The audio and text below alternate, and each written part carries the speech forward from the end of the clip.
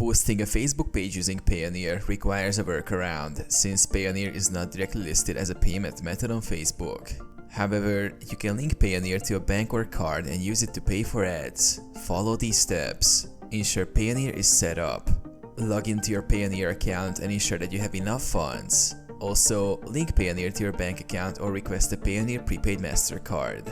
Access Facebook page ads. Go to Facebook and log into the account that manages your page. On your page, click the Boost Post button under the post you want to promote. Alternatively, click Ad Center, Create Ad to start the campaign.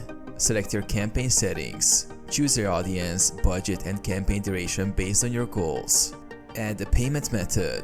On the payment page, click Add Payment Method.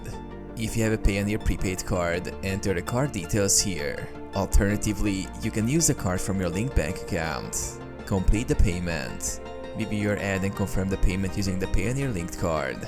Your campaign will begin once the payment is processed.